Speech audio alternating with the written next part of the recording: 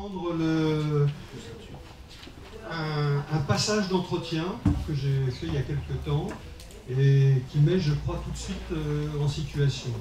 Et donc la journaliste me dit, la nuit je me réveillais tout le temps, j'avais des crises d'angoisse, je n'arrivais pas à dormir, ça me stressait, je pensais au boulot, j'écoutais même plus mon compagnon, je ne prenais pas de nouvelles de mes amis, de ma famille. Au niveau du corps, j'avais une diarrhée constante depuis que j'étais arrivé sur ce poste, un cycle menstruel complètement déréglé. Je sentais que ça n'allait pas. Après, le consulte. Donc voilà un peu, je crois, très concentré, toute une série de ce qui revient souvent, effectivement, dans ce phénomène que nous allons aborder ce matin, des burn-out en rédaction, et puis on va, comme on n'a pas, comme pour pouvoir aborder ou accéder à la question du burn-out, il faut probablement déjà dresser un panorama beaucoup plus large, notamment autour de tout ce qu'on appelle les risques psychosociaux. Donc voilà, pour en parler, à côté de moi, Héloïse Rienvan-Bajou, qui elle a un double cursus, une double expérience, à la fois venant du soin et étant journaliste, formée d'ailleurs dans cette maison, pas dans cette maison, mais dans cette ville, et qui travaille principalement sur les questions de santé. Je me souviens d'ailleurs qu'il y a un an ou deux, elle m'avait invité à Bordeaux, et je crois qu'on avait, au niveau du club de la presse de Bordeaux, travaillé aussi sur cette question du burn-out.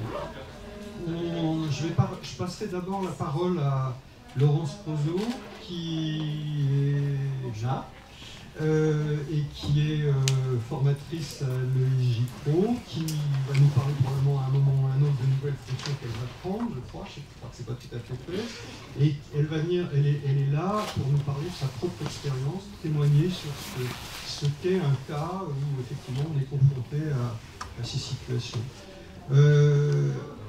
À côté de moi, nous avons Yves Kosowski. Lui, il est tout autre secteur. Il est coordinateur des soins à Psypro Lyon, qui est un hôpital de jour, je crois, qui intervient beaucoup peut-être exclusivement sur ces questions de burn-out.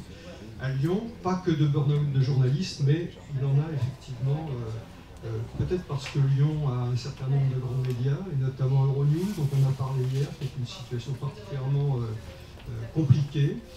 Donc il va nous expliquer comment lui il aborde, comment il analyse, etc.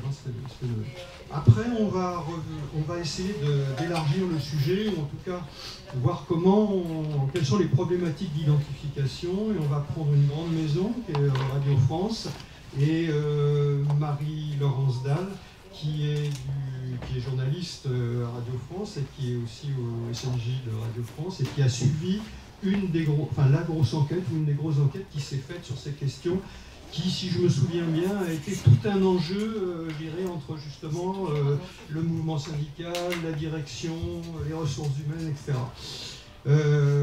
Ensuite, nous aborderons alors les questions de prévention, enfin identification du sujet et prévention, à l'intérieur d'une rédaction bien spécifique, et c'est Cécile Sour qui est là, qui s'occupe, qui est à Mediapart, directrice administrative et financière à Mediapart, et qui va nous parler donc de l'expérience très concrète de cette rédaction et de ce média par rapport au sujet. Et Julien Da Silva, lui, il est dans un autre secteur, enfin, il est dans un autre rôle, il est au niveau d'audience, donc la structure que, si vous êtes journaliste, vous avez tous à faire probablement à audience. Et il va nous parler effectivement au niveau d'audience des approches en matière de prévention. Donc je vous propose qu'on entre tout de suite dans le vif du sujet pour que Laurence revienne sur ce qu'a été son expérience il y a maintenant quelques temps. Merci beaucoup. Peut-être qu'elle se resitue, moi j'ai pas dit où vous étiez avant. Ouais. Merci beaucoup. Je remercie Jean-Marie Chamusco tout particulièrement parce que c'est rare qu'on puisse parler de ce qui vous est arrivé. Peut-être 3 mots sur mon profil. Le micro, s'il vous plaît. Le micro qui ne fonctionne pas. Je ne suis pas assez proche. Voilà. Celui-ci. Pardonnez-moi. Ouais, c'est bien mieux comme ça. Peut-être 3 mots sur mon profil. Mon dernier poste à France Télévisions a été délégué au numérique, c'est-à-dire en fait une sorte de rédacteur en chef du net dans les rédactions de Toulouse, Montpellier, Rodez, Albi, Nîmes et Perpignan. J'étais en quelque sorte un général sans armée, puisque ce sont mes confrères rédacteurs en chef de télé et chefs de centre technique qui devaient me donner des effectifs pour que je puisse travailler. Moi, je suis un pur produit du service public. J'y ai bossé pendant 32 ans. J'ai eu la chance de faire une école, le SGI. Je dirais une expérience très formatrice qui est France Info à ses débuts. Je dirais la découverte d'un réseau, c'est Radio France, et la découverte que le local est bien le global et que c'est le plus important. Je dirais aussi la découverte d'une maison et de moyens absolument fantastiques, c'est France Télévisions. La découverte de la magie du direct, de la proximité. Puis une expérience à l'ESJ Montpellier dont j'ai été la directrice, avec une prise de conscience que le numérique était très important, parce que mes collègues de radio et de presse écrite avaient déjà compris que le numérique allait être le support de demain. Un retour à France Télévisions avec une espèce d'envie, de mission de convertir mes confrères à ce nouveau média et à ce nouveau support. On est dans les années réellement 2010 et on est dans des rédactions où on fait à la fois, moi je suis encore rédacteur en chef d'édition télévisuelle, traditionnelle, quotidienne, et en même temps on commence à travailler sur un site internet.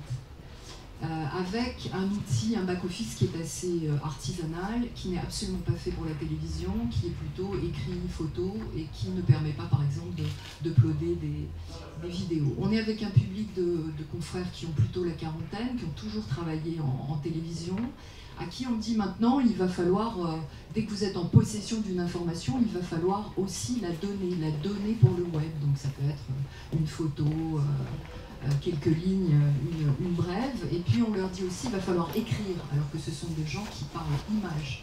Donc il y a toute cette transformation. Il y a une ergonomie qui évolue sur les sites, mais on réussit à faire comprendre qu'il va falloir mettre en ligne son sujet avant qu'il soit diffusé à la télévision, parce qu'il est offert à un autre public qui n'a pas le même âge. Hein, on est sur un public de téléspectateurs qui doit avoir la soixantaine, et on est sur un public sur le net qui approche la trentaine, un public d'actifs qui a besoin de savoir ce qui se passe dans cette région pour travailler. On a en même temps la viralisation de nos contenus, puisqu'arrivent bien évidemment les réseaux sociaux qui aujourd'hui font complètement la loi. Donc il faut à la fois mettre en ligne ces sujets sur des plateformes qui ne sont pas les nôtres, hein, puisque on va tout donner à Facebook par exemple. Il va falloir ensuite viraliser. Et puis en même temps, on a, toujours avec cette organisation un peu artisanale, et puis en même temps, on a un exemple de France Info où il y a une véritable rédaction nette qui se met en place, avec des gens qui peuvent être au desk, donc qui travaillent en temps réel, avec des gens qui enrichissent les articles, et puis même une population à qui on permet d'enquêter, d'aller même jusqu'au data journalisme. Alors que nous, au niveau régional, on est toujours sur cette volonté de demander, de quémander voilà, de l'information en temps réel. Alors, quels sont nos moyens? La démonstration, c'est-à-dire que moi j'ai passé mon temps à faire des 3 heures de live lorsqu'une tour, par exemple dans un des quartiers de Montpellier, a été détruite, dans un quartier défavorisé. On a été sur la catastrophe de Millas avec aussi un grand temps d'antenne en direct pour montrer qu'on pouvait aussi faire du live sur le web. On avait aussi des rencontres, des réunions, mais qui étaient un peu café web, donc il fallait venir plus tôt, amener les croissants et puis expliquer ce que pouvait représenter le numérique aujourd'hui dans nos rédactions. Il y a eu des formations de cadres aussi qui ont été réalisées, et puis moi j'ai fait des formations avec des cinquantaines de personnes dans l'ensemble des rédactions, qu'elles soient locales ou régionales. Il y avait cette conviction, moi j'avais une espèce de conviction, de passion par rapport à la passion de l'info, passion de la réactivité, peut-être naïveté de penser qu'on pouvait convertir ses confrères, démonstration, proposition de projets, par exemple le projet de faire, c'était la mode des blogs, ça paraît très vieux aujourd'hui, mais proposition de réaliser le journal en direct dans des communes défavorisées où il y avait énormément de chômage. On était avant les gilets jaunes, et de dire oui, on va ouvrir des blogs sur notre site pour permettre ensuite aux gens qui essaient de construire quelque chose dans ces régions puissent ensuite réaliser des blogs. Bon, des dizaines et des dizaines de projets qui n'ont jamais vu le jour. Pour terminer, deux faits d'actualité. La mort de Johnny Hallyday. On a réalisé 5 ou 6 papiers, puisque la dernière fois qu'il s'est produit, c'était dans la région. Ces papiers sont déjà prêts. Je me réveille à 3h du matin, parce qu'il y a une notification du Monde qui arrive et qui annonce sa mort. Et je réactualise ces papiers et je les envoie. Il est 3h45 du matin. Et j'arrive le lendemain en conférence de rédaction et on me dit « Non mais tu dors pas la nuit, pourquoi t'as ouvert ton ordi à cette heure-là » Et on a fait des milliers de clics, évidemment. Et puis la deuxième chose, c'est ce fait d'actualité qui a fait qu'un matin je me suis dit dans mon lit que je n'y retournerai jamais, je n'y suis jamais retournée. Un petit fait divers, l'attentat de Trèbes, le Super U, la mort de Beltrame, 21 personnes au planning. Aucune ne m'a été donnée pour réaliser le live de France 3 Occitanie. Voilà. D'accord. Donc vous nous dites, je ne suis plus retourné à la rédaction. Et qu'est-ce qui se passe là? Qu'est-ce que vous ressentez? Comment vous avancez ou pas dans cette situation nouvelle? Un énorme vide, on ne sait plus qui on est, on ne sait plus de quoi on est capable. C'est 2 ans d'arrêt maladie. Et puis ensuite, j'ai la chance d'avoir tout au long de ma carrière travaillé avec l'ESJ International, dans de nombreuses missions, à Lille, à Montpellier. Donc on fait appel à moi pour faire de la formation. Donc je passe le relais dans différents domaines. Je m'aperçois que je suis autant capable de parler des réseaux sociaux que d'aller suivre une session d'assises avec une équipe de télévision. Donc ça fait énormément de bien. Des piges en presse écrite, parce que bizarrement, je pensais que je ne savais pas écrire. Et puis là, il y a 8 jours, un directeur de publication de la Gazette de Montpellier, un hebdomadaire local, régional qui tient la route, qui me propose d'être chef du service culture. Donc voilà, je suis repartie pour devenir journaliste au quotidien. Et alors dans votre grande maison, où je me souviens avoir rencontré médecin du travail, psychologue, comment on réagit à ce phénomène? Ou est-ce que c'est à l'extérieur que vous êtes allé chercher un recours, médecin du travail, ou médecin personnel, ou psychologue? Comment on fait quand on est... Je pense qu'au départ, vous niez un peu ce qui vous arrive, ce trop-plein. Vous en cherchez les causes et je ne les ai pas encore toutes trouvées. Donc je suis plutôt allée chercher à l'extérieur de l'aide.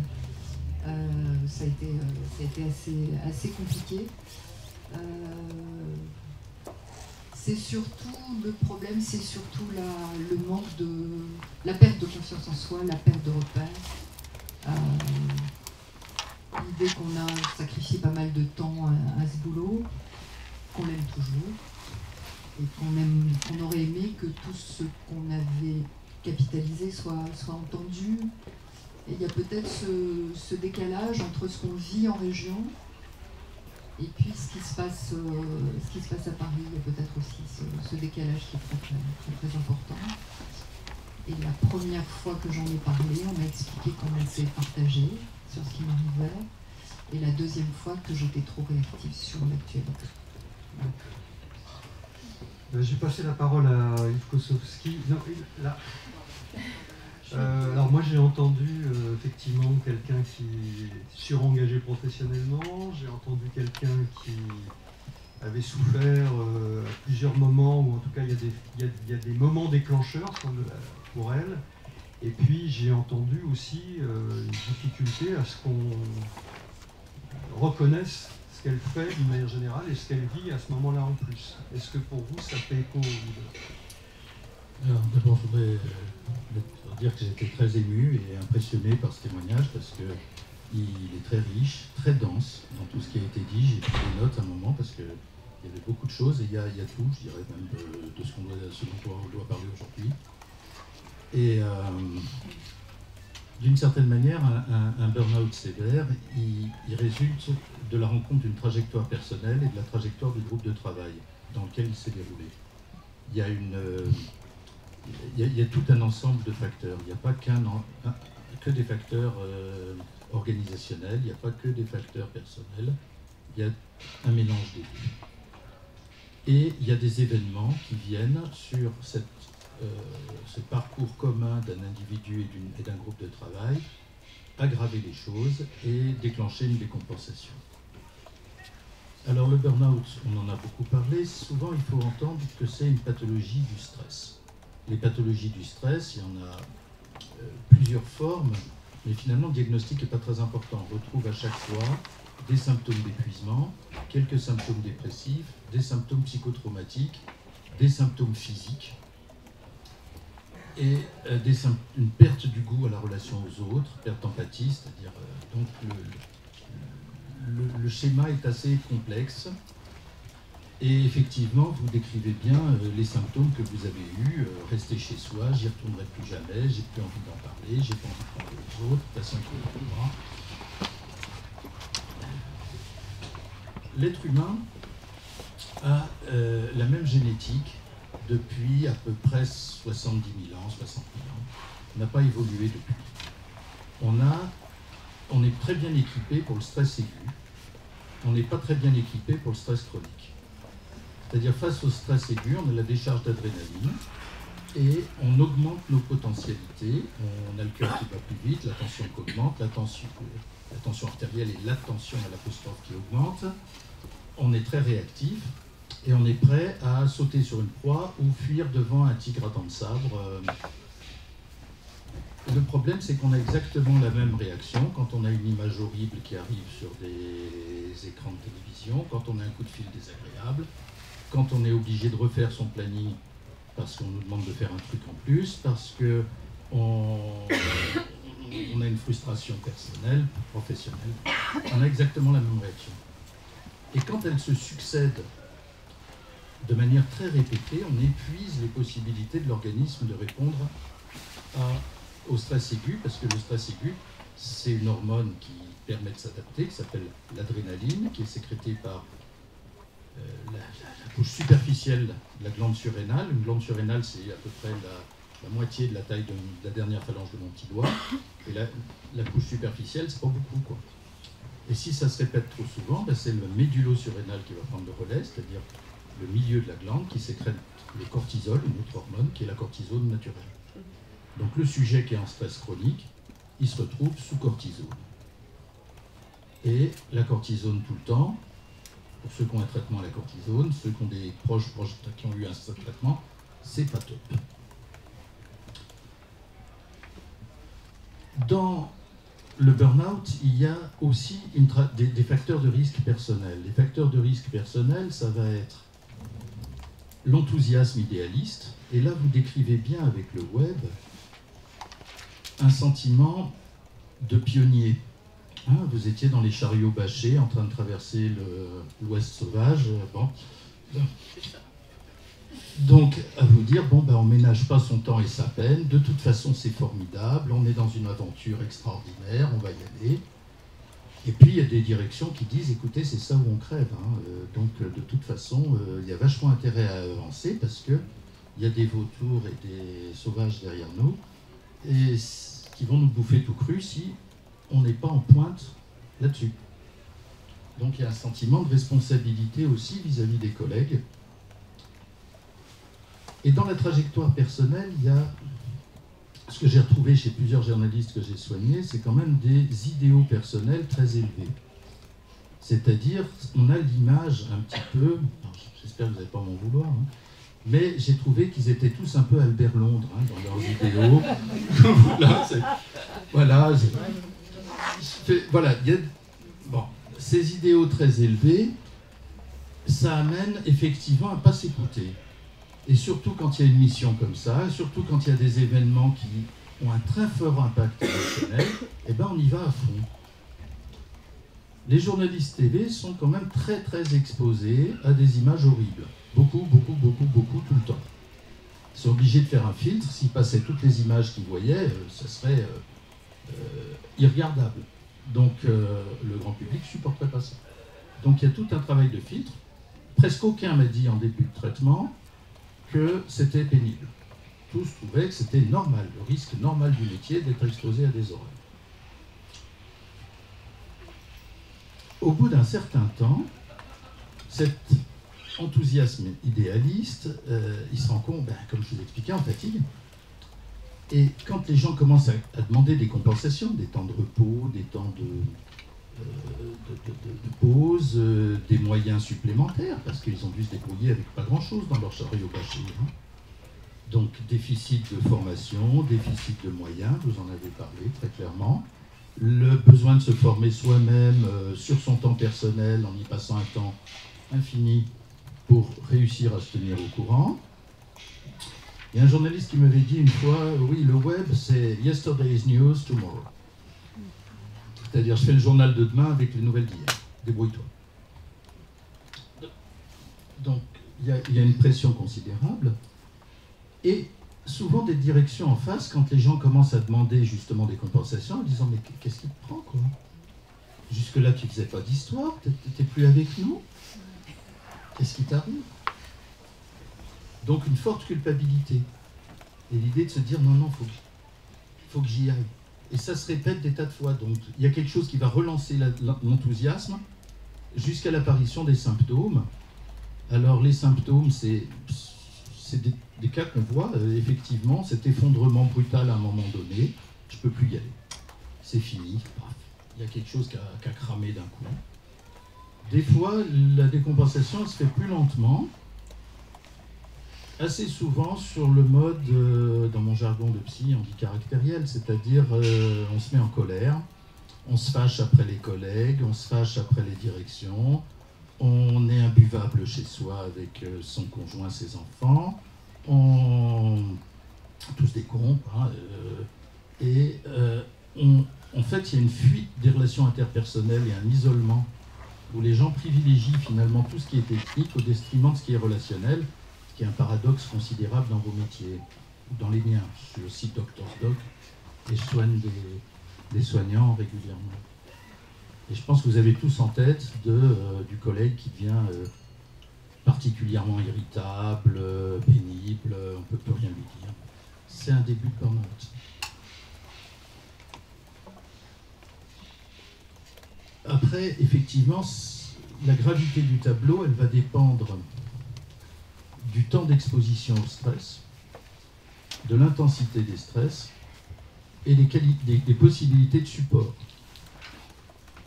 Donc en début de traitement, il y a des facteurs de risque organisationnels qui sont très nets. C'est-à-dire que quand on a les trois facteurs de risque, c'est une très forte charge de travail, mais quand on a la possibilité de s'organiser dans son travail, on a la maîtrise de l'organisation, avec des possibilités de support supplémentaires, d'une part, et quand d'autre part, on a également la maîtrise des ressources dont on peut disposer, on peut supporter une assez forte charge de travail. Par contre, quand on manque de support et de soutien, et qu'en même temps, on n'est pas reconnu, ou qu'on n'a pas de ressources en plus, et qu'on est tout seul à faire ce qui vient, que votre organisation vous échappe parce qu'on vous demande de faire des choses qui arrivent en plus au dernier moment, et que donc non seulement vous avez cette surcharge de travail, mais en plus vous devez tout réorganiser, alors là c'est ingérable, et c'est là où va se précipiter effectivement le burn-out. Petite question, on sent bien que ce moment d'effondrement, il intervient au moment où il y a une perte de sens dans le travail, justement par ces modifications organisationnelles. Comment est-ce que concrètement, notamment dans les hôpitaux de jour que vous dirigez, on travaille sur cette question de la réappropriation, de la remise de sens, avec en particulier les journalistes, puisqu'on sent bien aussi que tous les facteurs de risque, toutes les dispositions individuelles qui mettent les journalistes dans cette situation-là sont valorisées dans le contexte du travail. Cette hypervigilance, cette hyperactivité, cet investissement, comment est-ce qu'on arrive à articuler tout ça dans une prise en charge? Alors, nous, on met ensemble des gens qui ont des profils professionnels communs. Donc on n'a pas, heureusement, je dirais, à Lyon, de quoi remplir des groupes entiers de journalistes. Mais par contre, ils vont avoir une problématique qui est assez proche des soignants, qui est assez proche des travailleurs sociaux et d'autres travailleurs indépendants dont la relation est au cœur du métier. Et donc, comme je vous disais, le problème au départ, c'est quand ils sont dans un état de burn-out sévère comme celui qui a été décrit, par les deux exemples qu'on nous a donnés. Dans ces cas-là, il n'y a pas d'autre solution que de permettre à l'organisme de récupérer dans un premier temps. Donc, c'est-à-dire qu'il faut réussir à avoir moins de stress, avoir beaucoup moins, pendant plusieurs mois. Ça ne se récupère pas en quelques jours, en quelques semaines. Pour faire une comparaison, c'est un peu comme si les termites avaient rongé la charpente, le toit est tombé. Il va falloir, le toit il est tombé en très peu de temps, mais il va falloir quand même reconstruire une charpente, c'est vrai. Donc, comme on a affaire à des gens qui sont très pressés de retourner travailler le plus vite possible, mais non, c'est qu'un coup de mou, je vais aller mieux demain, il faut attendre que d'abord ils acceptent qu'il faut du temps. Après, l'abord qu'on a, nous, on a inventé une méthode de soins où on fait un abord qui est à la fois physique, mental, émotionnel et relationnel. Donc, c'est-à-dire qu'on aborde toutes les dimensions du burn-out en même temps. L'abord relationnel, c'est parce que les soins sont en groupe, avec des gens avec qui ils peuvent échanger. Sur l'idée, vous êtes des professionnels qui avez su gérer les stress psychosociaux pendant des années. Eh bien, c'est pas parce que ça s'est mal passé la dernière fois que vous êtes mauvais, ou que vous avez tout perdu. Vous avez des ressources en commun dans votre groupe à partager pour vous aider les uns les autres à vous reconstruire. Donc l'ensemble des soins va se faire avec le même groupe, dans une progression. Les soins comportent des groupes de parole avec différentes techniques. On commence d'abord par de la parole libre, du témoignage, puis après on utilisera des thérapies cognitivo-comportementales sur la maîtrise du stress. Il faut d'abord témoigner et ensuite reconstruire. Encore comme je vous disais, il faut d'abord calmer l'angoisse. Sur le plan physique, on fait de l'activité physique adaptée, différentes techniques de relaxation, soit passive, soit active. On utilise la sophrologie, enfin, on a beaucoup de techniques différentes. Déjà, la marche dans la nature, souvent nos établissements sont près d'un parc, d'un espace naturel, de manière à pouvoir faire, enfin en ville, mais un joli parc, on fait pas mal d'activités dedans. Ça permet déjà d'être dans un autre état d'esprit que dans un bureau. Au point de vue donc mental, on aborde également les troubles de l'attention, de la concentration, de la mémoire, qui sont des choses qu'on voit très souvent dans le burn-out, où les gens ont du mal perdent en efficacité parce qu'ils sont épuisés, et ils compensent en travaillant encore plus. Donc l'épuisement vient encore plus vite, il y a une amplification négative. Et on travaille beaucoup sur l'émotionnel. Donc l'émotionnel, il s'agit de restaurer du contrôle émotionnel. On amène les gens à reconstruire un personnage professionnel qui s'interpose entre la personne qu'ils sont et le milieu professionnel. Et pour ça, on utilise beaucoup la dramathérapie, c'est-à-dire l'utilisation des techniques théâtrales dans le soin. C'est comment reconstruire un soi professionnel qui n'est pas directement le moi, et donc qui est de manière à ce que les stress impactent moins directement la personne, et soit amorti finalement par le personnage professionnel qui s'interpose.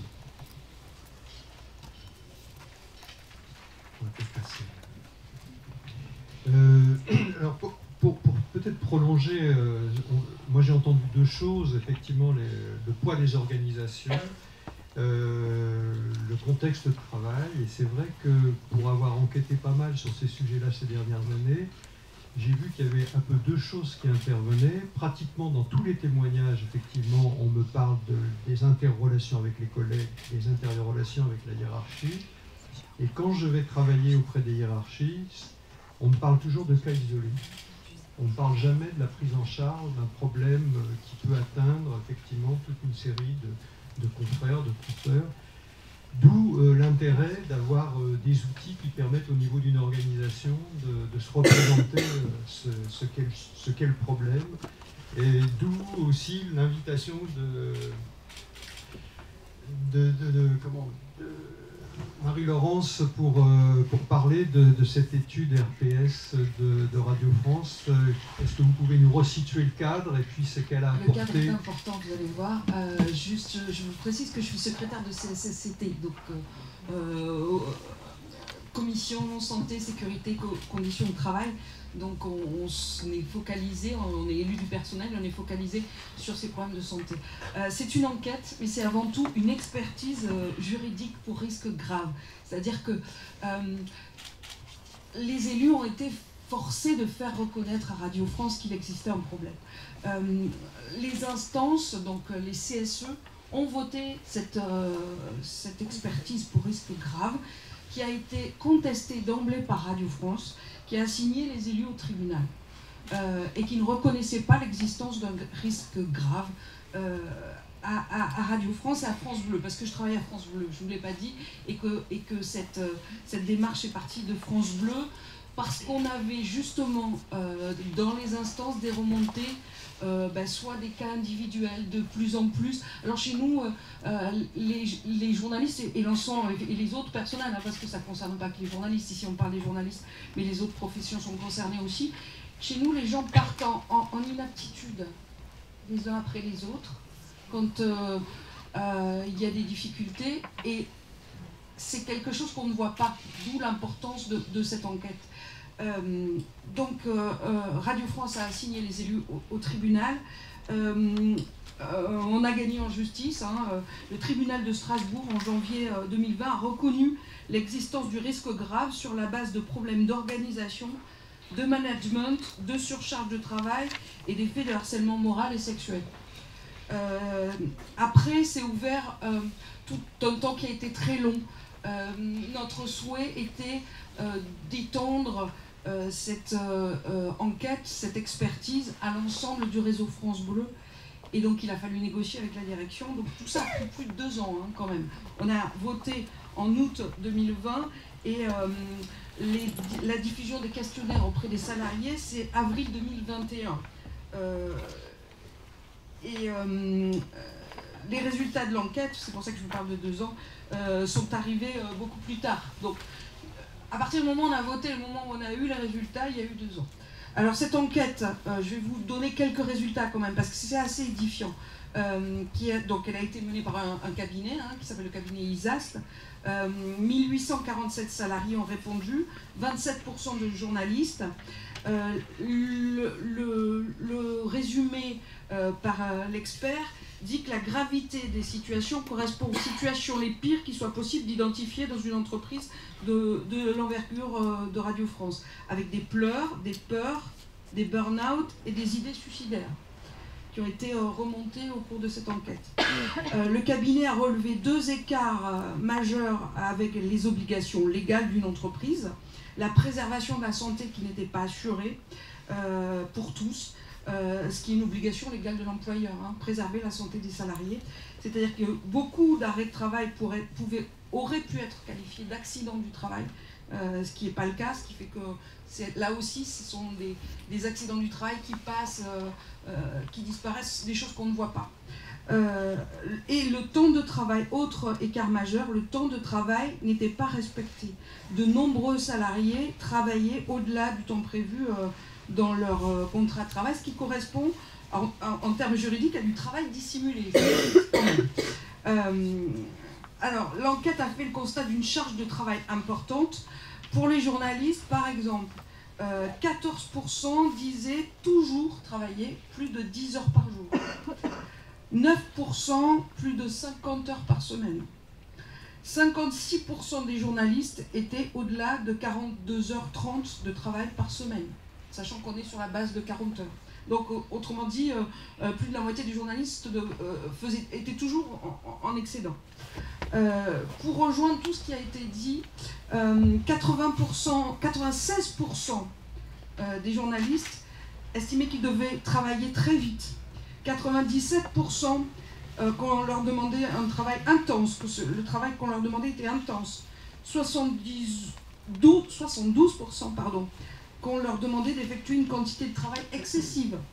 70% qu'ils ne disposaient pas du temps suffisant pour faire leur travail. C'est des chiffres effarants. Si on parle des CDD, parce qu'il faut aussi faire un focus sur les journalistes qui ont des CDD, pigistes et alternants, contrats de travail précaires. Ils travaillent encore plus que les CDI. 29% de CDI déclarent un temps de travail au-delà de 42 heures par semaine, 32% des CDD. 11% des salariés de 25 à 29 ans étaient concernés par un état de santé mauvais ou très mauvais dans cette enquête. Et puis pour terminer, parce que je ne veux pas vous assommer de chiffres, 63% des journalistes qui ont répondu à cette enquête pensent que leur travail est mauvais pour leur santé. 10 points de plus que les autres médias Radio France. Donc c'est quand même édifiant tout ça. Alors à partir de là, je reviens un petit peu donc, sur le constat général. Donc charge de travail importante, situation de travail qui pourrait s'apparenter à du harcèlement moral, et verticalité des décisions de la direction générale. On revient à ce que disait le docteur, c'est-à-dire que des décisions imposées sans s'intéresser à ce qui remontait du terrain, un sentiment d'abandon, une perte de sens fortement exprimée, une forte attente des salariés d'être écoutés et que l'expression du terrain soit prise en considération. Voilà. Alors à partir de là, qu'est-ce qu'on fait? Eh ben, on est toujours dedans. On est toujours dedans parce que, en fait, Radio France comme France Télé, moi je me retrouve totalement dans le témoignage de Laurence et les journalistes à Radio France vivent la même chose. Notre particularité, c'est qu'on est des organismes avec un financement public, avec un budget contraint. Et si on réfléchit au moment où les difficultés ont commencé, c'est 2015, à partir du moment où l'entreprise Radio France est en déficit, et il y a un contrat d'objectifs en 2015, objectifs et de moyens, qui prévoit la restructuration avec une diminution de la masse salariale et un non-remplacement de certains départs en retraite.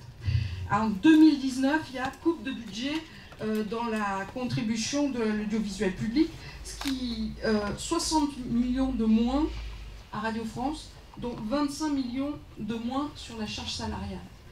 Ça, c'est les contextes. Et c'est ce qui fait aussi qu'il est très difficile, oui, il est difficile d'agir. La direction de Radio France, elle n'a pas les mains libres. On a tendance à dire que c'est l'actionnaire qui décide. Et chez nous, l'actionnaire, c'est l'État.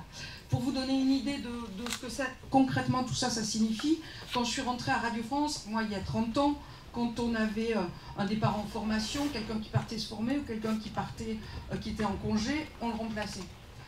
Après, on a remplacé une personne, pour 2 départs, une personne. Et maintenant, on en est à on remplace autant que de besoin. C'est ce qui veut dire, ce qui veut tout dire. Donc, tout ça c'est difficile à gérer pour l'entreprise. Que fait l'entreprise? Aujourd'hui, on réfléchit à de l'organisation.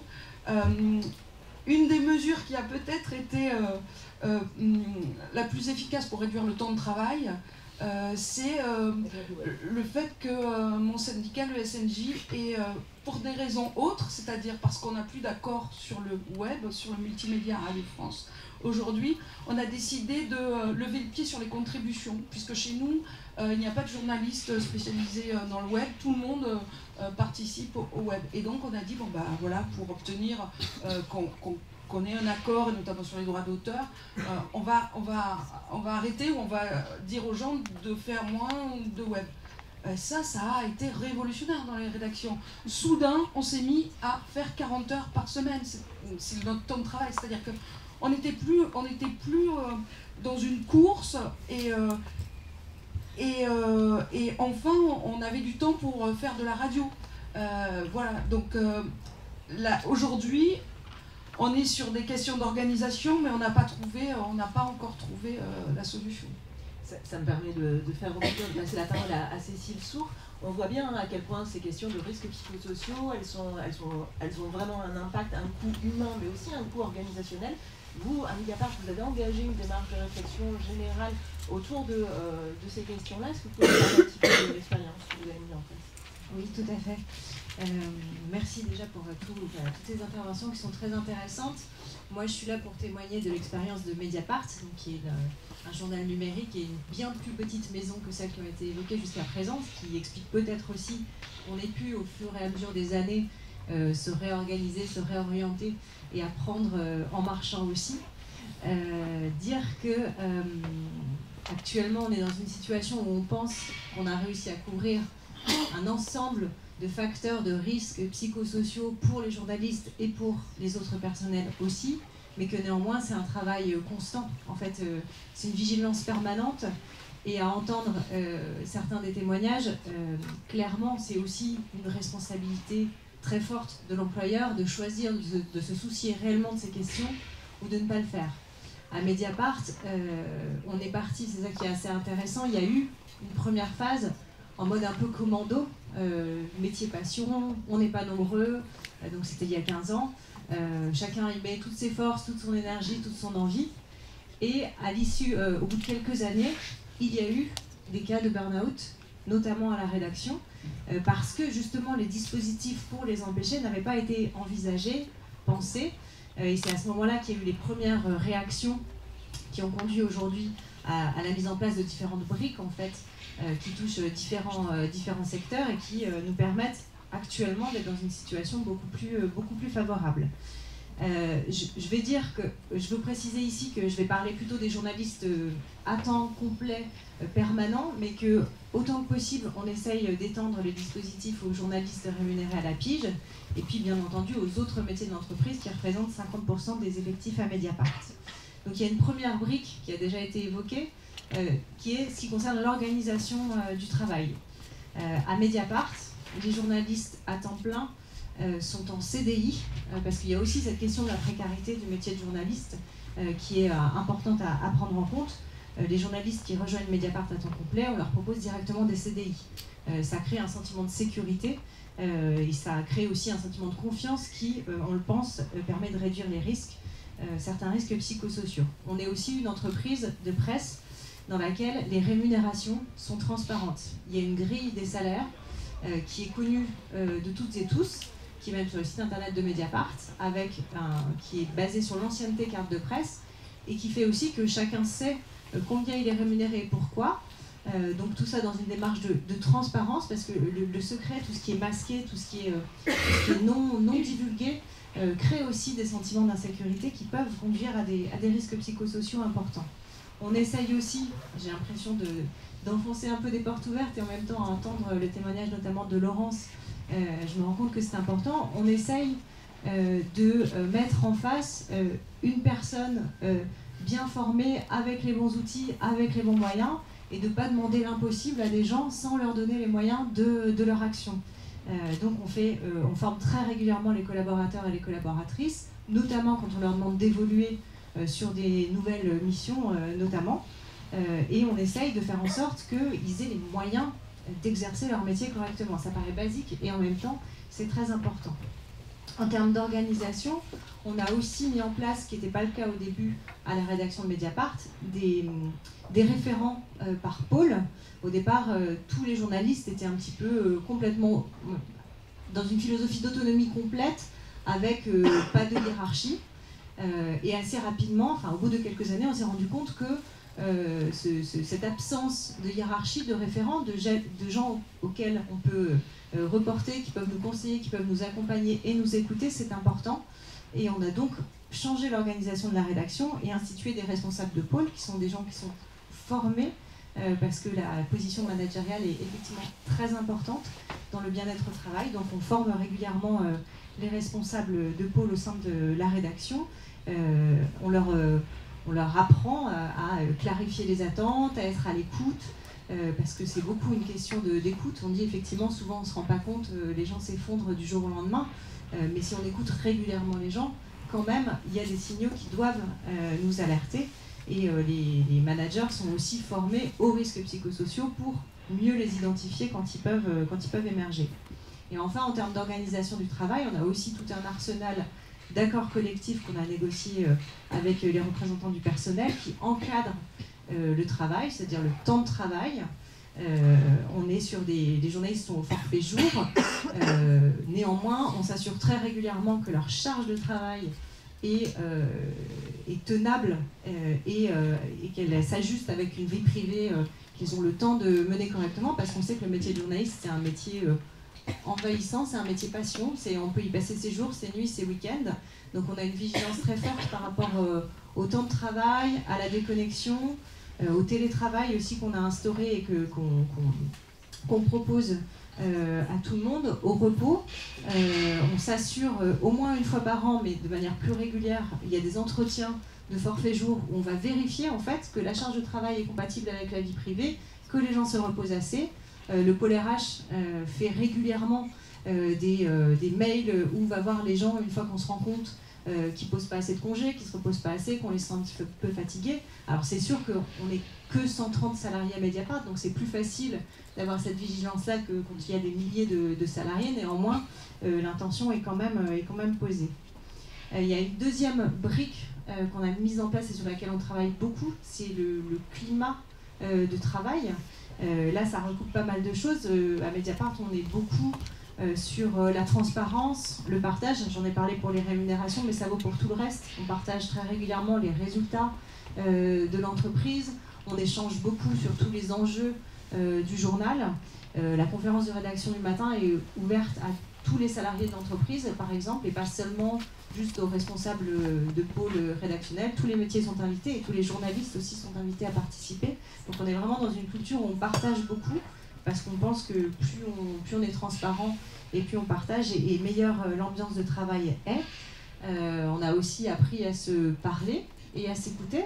Ça paraît bête là aussi, mais le fait de ne pas tolérer des éclats de voix, des expressions agressives, ou de tout de suite les rebondir si elles ont lieu, ça fait partie de créer un climat serein et sain de travail où les gens osent s'exprimer et où ils se sentent en confiance. On a aussi un dialogue social très actif, très nourri, un CSE qui se réunit au moins une fois par mois et parfois plus, où on aborde tous les sujets et où, à contrario de votre expérience, on arrive à dialoguer et on est plutôt généralement dans la co-construction des conditions de travail à Mediapart. On travaille beaucoup aussi sur tout ce qui concerne l'inclusion, la lutte contre toutes les formes de discrimination, parce que voilà, à Mediapart, par exemple, une blague sexiste, c'est pas possible. Mais on a formé tous nos salariés sur la question. On veut que tout le monde se sente bienvenu, en fait. Et ça requiert de l'attention, ça requiert de la formation, de la sensibilisation régulière et une vigilance aussi de tout le monde. Et puis de manière générale, sur le climat de travail, on lutte aussi contre tout ce qui peut mettre en concurrence les gens les uns avec les autres. C'est pour ça que, par exemple, on a des augmentations salariales collectives et automatiques et non pas négociées individuellement. Et on considère que tout ce qui met les gens en concurrence les uns avec les autres, c'est aussi un risque potentiel pour les personnes. Et troisième brique sur la lutte contre les risques psychosociaux, c'est tout ce qui est dispositif d'écoute qu'on a pu mettre en place ces dernières années pour nous permettre d'entendre les alertes ou en tout cas de réagir très rapidement.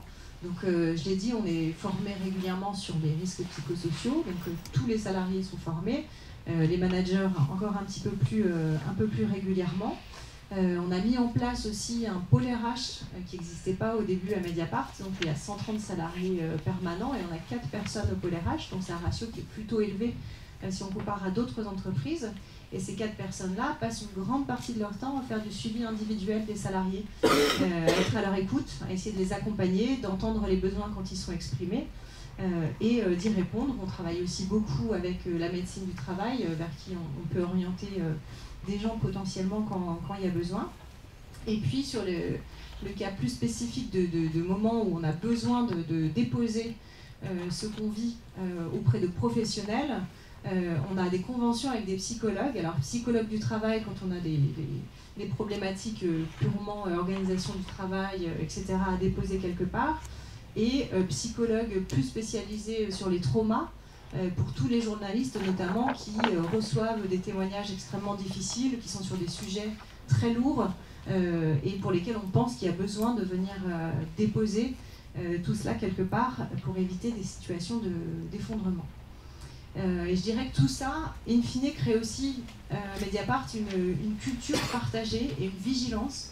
Et en fait, on sent que toutes les personnes de l'entreprise sont attentives les unes aux autres, ce qui fait que dès qu'on sent un moins bien, une fatigue ou un moral qui diminue chez quelqu'un, il y a toujours quelqu'un, que ce soit un élu du personnel, un membre du même service ou autre, qui vient nous en parler, qui fait remonter et on essaie de réagir vite, soit en incitant au repos, soit en incitant à consulter un médecin, soit en essayant de prendre en charge les problématiques d'organisation ou de management qui peuvent exister, parce qu'une fois qu'on a mis tout ça en place, c'est pas non plus le monde des bisounours et il y a toujours des choses à améliorer. Et du coup, pour finir sur cette intervention, je dirais qu'il n'y a pas de recette miracle en fait pour éviter les risques psychosociaux au sein des rédactions. Il y a une démarche globale, mais il y a aussi et surtout une volonté en fait des employeurs de prendre en charge ces questions-là. Et nous, à Mediapart, on trouve que lorsqu'on s'en préoccupe et qu'on essaye de mettre des choses en place, ça marche quand même mieux. Voilà. Merci. Donc là, on va passer à un autre niveau, effectivement, dans lequel on peut effectivement avoir des approches en termes de prévention. Donc, Julien Da Silva va nous présenter un certain nombre de dispositifs qui sont présents dans la démarche d'audience. Alors déjà, pour resituer Audience, donc on a le groupe de protection sociale, donc, de la communication, de la culture, la communication et des médias. Et donc, au travers de cela, on a des fonds sociaux, sur l'accès à la retraite ou la santé et la prévoyance, qui nous permettent d'avoir un service d'action sociale qui peut mettre en place des choses pour l'ensemble des personnes qui sont adhérentes à Audience, que ce soit au niveau de la retraite, au niveau de leur contrat santé ou prévoyance. Alors, sur les deux facteurs principaux, sur l'environnement, le collectif de travail, l'organisation et l'individu, on interviendra davantage sur l'individu. Le premier soutien consistera à accompagner directement l'individu à la suite de son burn-out.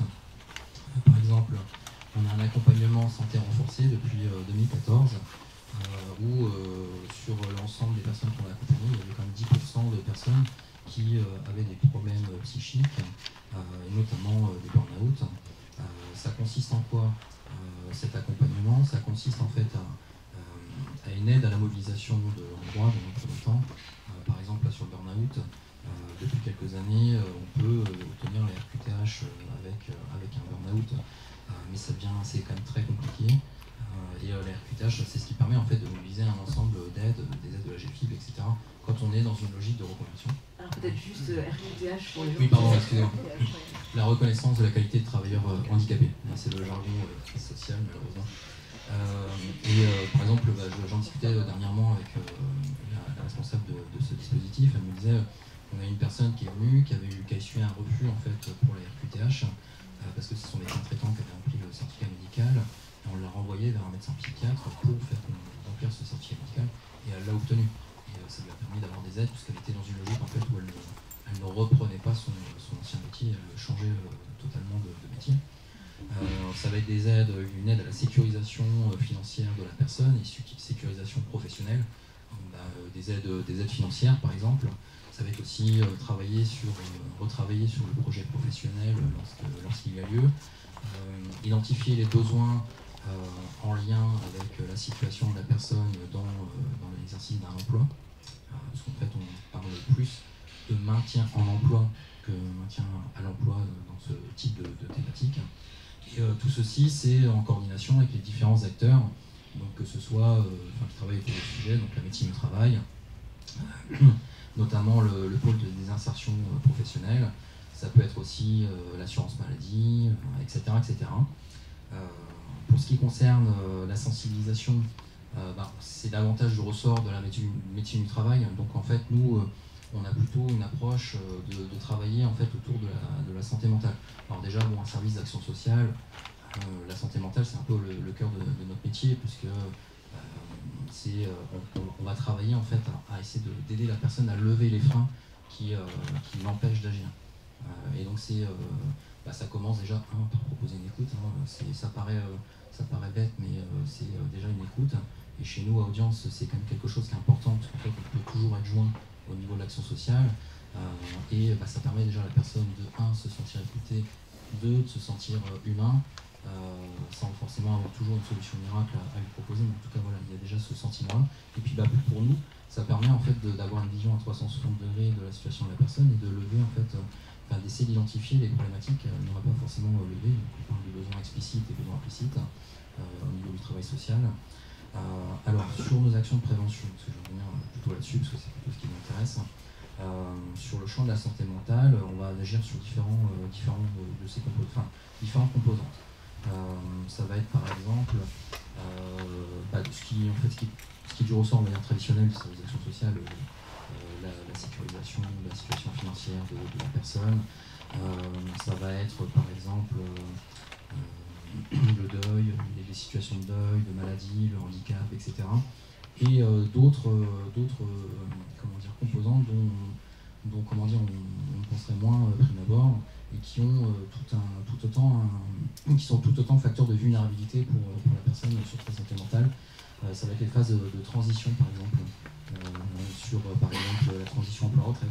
On sait qu'il y a des risques psychosociaux sur des personnes qui sont, parce qu'on est dans les métiers passion, donc des personnes qui sont très très engagées dans leur métier et qui en fait, arrivées au moment où ils vont arrêter leur activité professionnelle, se retrouvent face à un vide et donc n'ont pas forcément préparé la suite et le projet. Donc voilà, ça va être par exemple des actions sur le travail sur le projet de vie, tout ce qui tourne autour de la parentalité par exemple, avec des groupes de parole sur la relation entre les parents et les ados, travailler sur la question des addictions aux écrans pour les ados, etc. Les questions de genre, les danses, donc les danses par exemple pour les personnes qui viennent en aide à un proche qui est en situation de maladie ou de handicap ou de perte d'autonomie. Aujourd'hui c'est un actif sur 5, d'ici quelques années ça sera un actif sur 4. Et donc en fait c'est d'ailleurs, si je peux rappeler, on parle aussi de burn-out des aidants, qui est assez similaire en fait du burn-out des personnels soignants. Et donc là en fait on a plusieurs approches qui sont qui sortent en fait uniquement de la logique financière. Ça va être par exemple aider la personne à trouver du répit. Donc ça va être par exemple pouvoir se faire remplacer un week-end pour pouvoir souffler un petit peu et être remplacé auprès de son proche. Ça va être travailler sur le ressourcement de la personne, on a des ateliers d'art-thérapie par exemple. Le bien-être, donc on a un focus aussi sur le bien-être où en fait ça dépend vraiment de la logique de besoin de la personne. Ça peut être par exemple besoin de faire du sport, besoin de prendre des soins, une cure, des massages, etc. Mais aussi besoin aussi de se sentir bien, se sentir beau, se sentir belle. On va financer par exemple pour faire par exemple des choses comme ça qui vont nous permettre en fait de se sentir mieux. Le soutien psychologique évidemment qui est primordial, donc soit par des collectifs, des groupes de parole.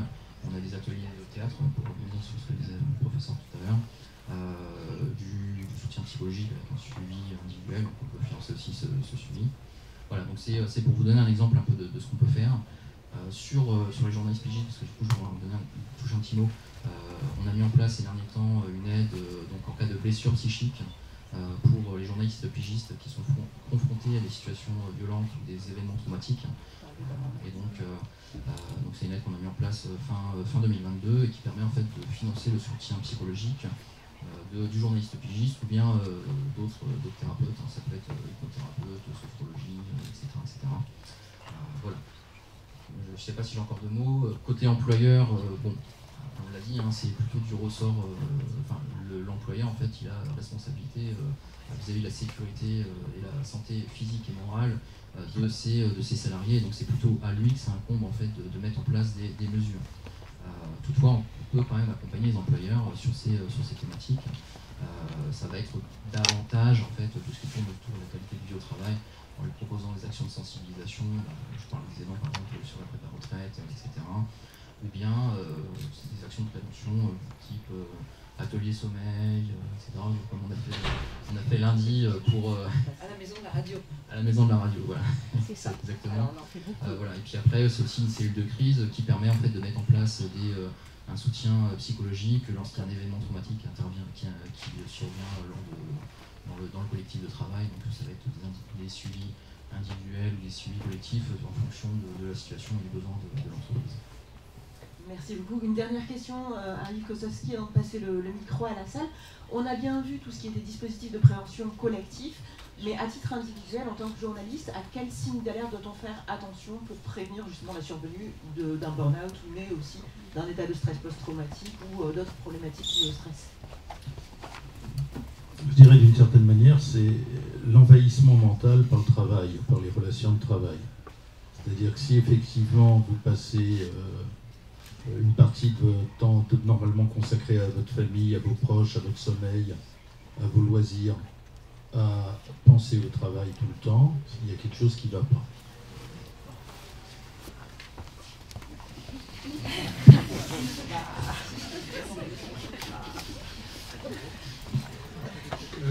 Peut-être avant de relancer la discussion entre les personnes qui sont là, est-ce que vous voulez intervenir, poser des questions?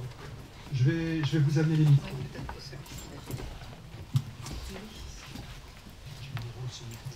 Oui, bonjour, merci beaucoup pour cette discussion très intéressante de tout point de vue. Moi j'ai juste une petite question du côté des jeunes.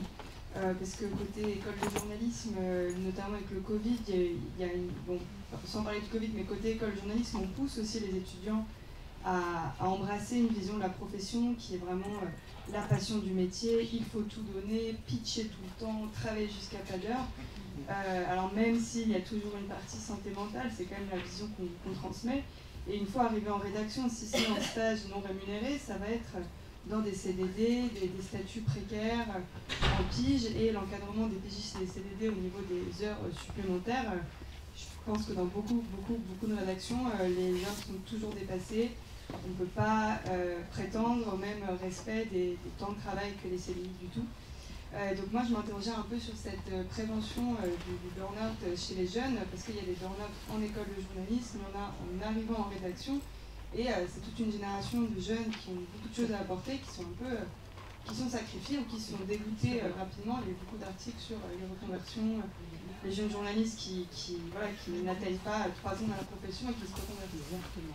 C'est un peu déprimant, mais je trouve que c'est super important de pouvoir parler de ça et de comment motiver des jeunes à embrasser la profession qui est ce qu'elle est, qui a ses exigences, tout en les préservant et en ayant les mêmes exigences envers eux qu'envers les salariés dans le cadre d'une entreprise qui en a les moyens légaux, etc.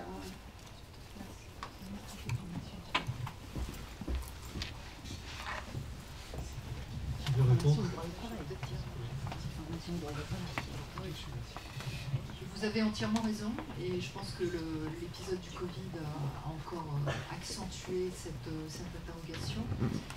Ça fait des années moi que j'enseigne à l'ESJ Lille ou à l'ESJ Montpellier où il y a des jeunes qui sont formés en alternance. Donc l'avantage de l'alternance, c'est qu'ils, comme ils sont confrontés directement à l'emploi et à ses rythmes et qu'on leur en demande de plus en plus, parce que si je prends mon exemple où j'étais une rédactrice de base aujourd'hui, pour entrer dans n'importe quelle rédaction, il faut aller jusqu'au podcast, hein, voilà, en passant par l'image, etc. Donc, espèce de couteau suisse.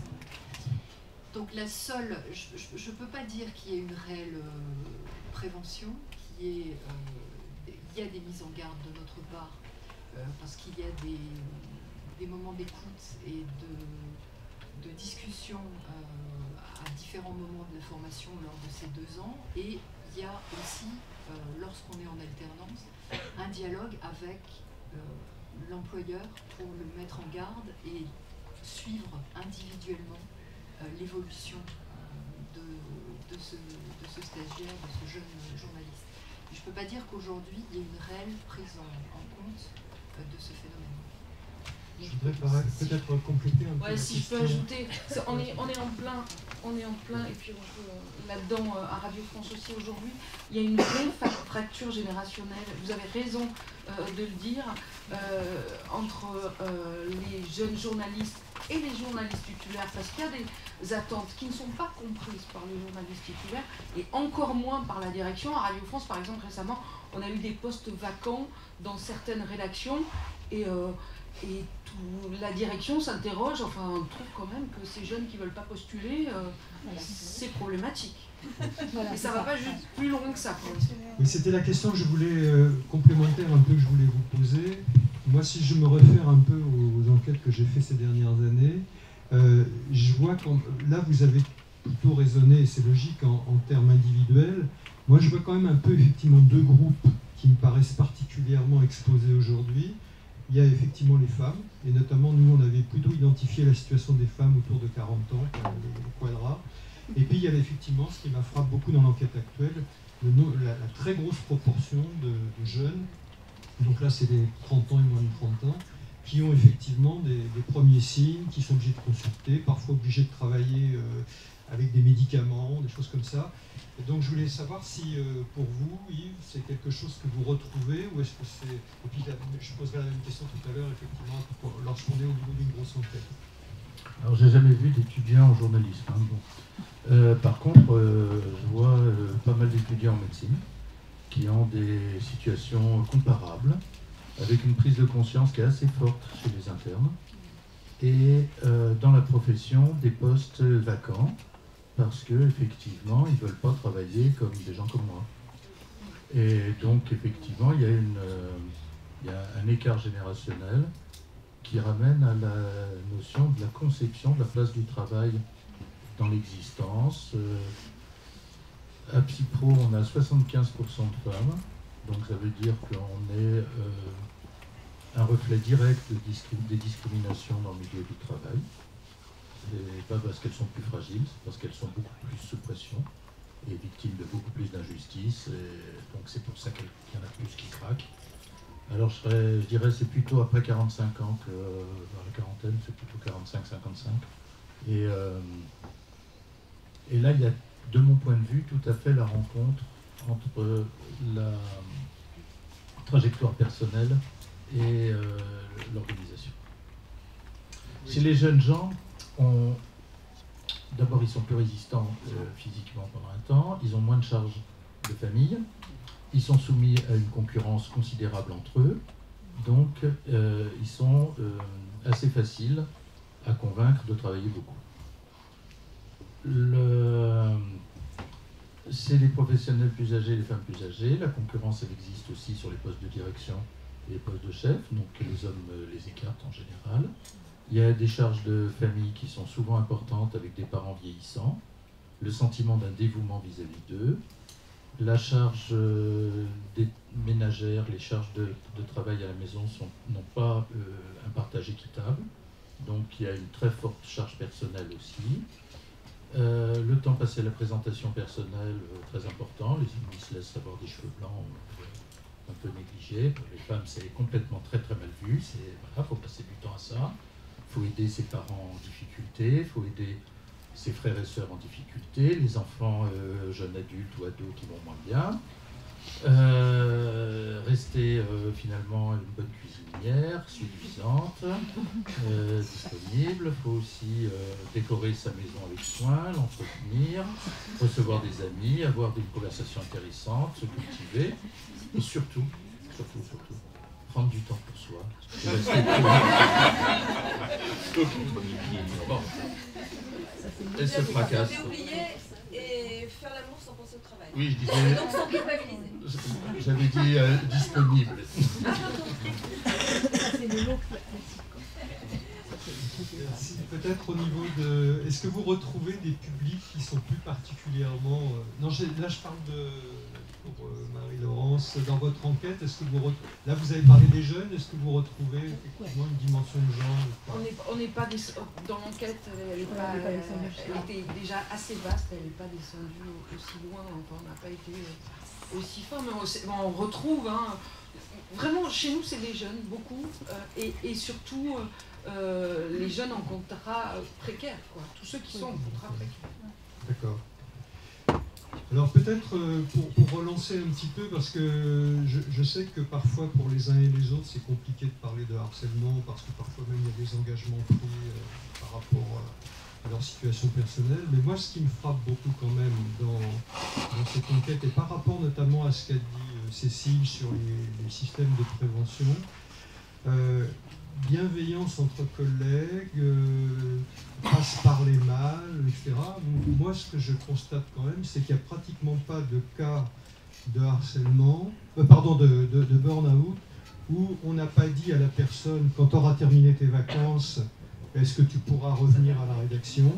Donc il y a quand même une culture dans l'encadrement intermédiaire de violence verbale, quand même, à tous les niveaux, oui. À tous les niveaux, même entre collègues, hein, une culture de violence verbale, une culture sexiste très forte. Alors moi je suis preneuse de toute votre formation sur le sexisme, parce que chez nous à Radio France, pour l'instant on a eu des conférences théâtralisées, mais à France Bleu on est 44 locales, ma locale à moi, je suis à La Rochelle, ça sera au mois de juin. Donc ça a commencé il y a 3 ans, donc c'est long.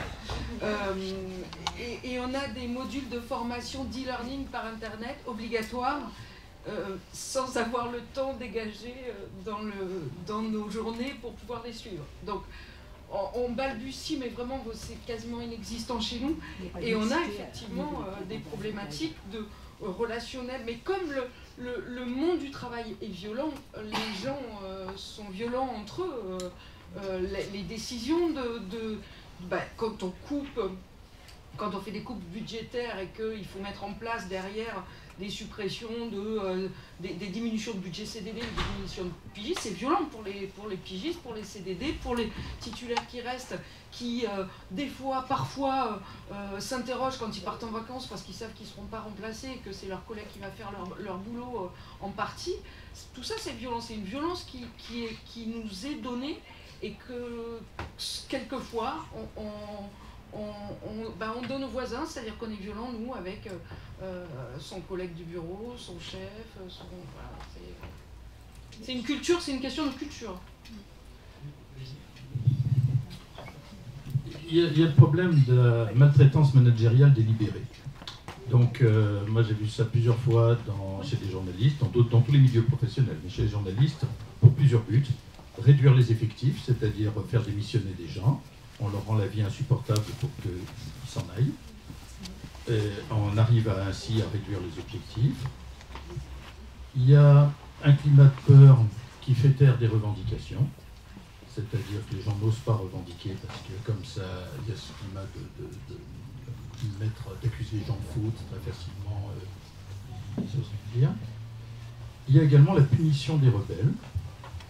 Donc j'ai quelques cas comme ça, véritablement impressionnants, d'un journaliste d'un certain âge qui avait été recruté parce qu'il était très, très connu dans son pays, dans un Euronews, et qui a été puni. Donc il a été mis devant une table de montage, donc c'est lui qui devait faire le montage des émissions qu'il devait produire dans un temps limité, un mur d'écran à gauche, un mur d'écran à droite, donc il n'arrêtait pas de tourner entre la gauche, la droite et sa table de montage devant, jusqu'à faire des crises d'arthrose cervicale, névralgie cervico-brachiale, puis finalement un AVC.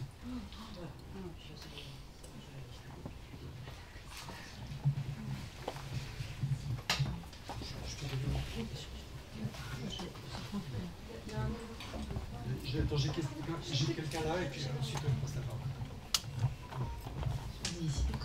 Bonjour, je m'appelle Sarah Page, je suis présidente de l'association des journalistes professionnels de Belgique, pour la partie francophone du pays. En Belgique, il n'y a pas tellement de choses qui existent, de dispositifs de protection ou de prévention pour les journalistes pigistes qui travaillent comme des salariés dans les rédactions. Je parle pas des journalistes pigistes vraiment indépendants qui travaillent en collectif, etc., mais ceux qui sont vraiment impliqués dans des rédactions. Et je voudrais savoir s'il y a des cas de bonnes pratiques en France. L'AJP, enfin l'association des journalistes professionnels, va mettre en place un dispositif, en tout cas d'écoute pour tous les professionnels. Mais moi je trouve que ce serait important de le pousser un peu plus pour les pigistes qui n'ont vraiment rien, et qui ne sont pas représentés par les syndicats au sein des entreprises, dans les comités de prévention et de protection. Et surtout, il y a très peu de solidarité en fait entre les salariés et les pigistes, alors que on voit bien que, notamment en ce moment en Belgique, il y a toute une série de licenciements en fait de pigistes. Donc les salariés sont amenés à faire beaucoup plus, que ce soit des journalistes qui deviennent monteurs de son, etc., enfin qui doivent un peu tout faire. Donc au final, ça va quand même se répercuter sur les salariés. Donc c'est deux questions en une. Est-ce que vous avez des exemples de bonnes pratiques pour protéger les pigistes et est-ce que il y a comment créer plus de solidarité entre les uns et les autres? Voilà, merci. Alors, à Mediapart, par exemple, on a un représentant des pigistes qui siège au CSE. Donc c'est déjà une façon d'inclure ces salariés dans le collectif de travail. On essaye, autant que faire se peut, d'étendre tous nos dispositifs aux pigistes. On a négocié un accord collectif sur la collaboration entre Mediapart et ses journalistes rémunérés à la pige cette année, qui portait tout aussi bien sur la rémunération, mais aussi toutes les autres questions de la protection et la prévention, à qui les pigistes peuvent s'adresser à Mediapart, et pour quelles raisons, les entretiens annuels, professionnels, etc. Donc on essaye d'avancer là-dessus. Après, je ne suis pas sûre que ça fasse école plus largement qu'à Mediapart pour l'instant, mais c'est sûr que nous, on essaye en tout cas de prendre en compte ce statut particulier, salarié, dans le cadre de l'ensemble de nos actions et de nos dispositifs. Oui. Moi, il me semble qu'effectivement, on n'a pas l'équivalent d'ailleurs de votre association professionnelle belge. Hier, au baromètre social, j'ai parlé des collectifs de journalistes et des associations de journalistes, parce qu'effectivement, souvent, ces collectifs et certaines associations de journalistes ont vocation à regrouper des pigistes, et dans les rôles généralement explicites, il y a l'entraide et il y a l'accompagnement, et il y a effectivement, tous nous disent, il y a un moment ou un autre où on doit prendre en charge un peu un confrère, une consoeur, parce qu'effectivement, il faut l'aider à passer une mauvaise période, quoi. Mais je ne crois pas, en termes de structure plus transversale, qu'on ait grand-chose. Je voulais juste rajouter quelque chose. Au SNJ, on a mis en place un groupe pigiste. Effectivement, sur le Facebook, il y a un Facebook. Attendez. Donc je voulais simplement vous le signaler parce que c'est hyper utile, ça répond très vite. Redites-le parce qu'on enregistre en même temps. Bonjour. Au SNJ, on a mis en place un groupe pigiste. Et qui fonctionne, c'est assez simple sur Internet. Vous allez sur Internet, vous allez voir groupe pigiste SNJ. Et il est très réactif. Et on a des gens qui sont très formés. On est en train d'ailleurs de les former. Alors je ne m'en occupe pas, je ne peux pas rentrer dans les détails. Mais c'est Myriam Guilbault qui s'en occupe. Elle est hyper pointue. Elle-même est pigiste. Imaginez-vous, élue dans les entreprises où elle travaille. Je ne sais pas si vous voyez ce que ça peut représenter, mais voilà, intégrée.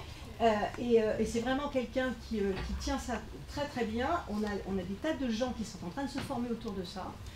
Je vous conseille fortement, je ne fais pas de la pub, hein, clairement, mais je vous dis, allez regarder, vous allez voir, c'est très formidable, c'est vraiment formidable. Merci. Alors je crois qu'effectivement on retrouve des structures un peu comparables dans les autres syndicats. D'où la réaction de certains. Moi, ce qui m'intéresse, c'est la notion de solidarité dans les collectifs de travail. Il y a des syndicats dans la plupart des entreprises.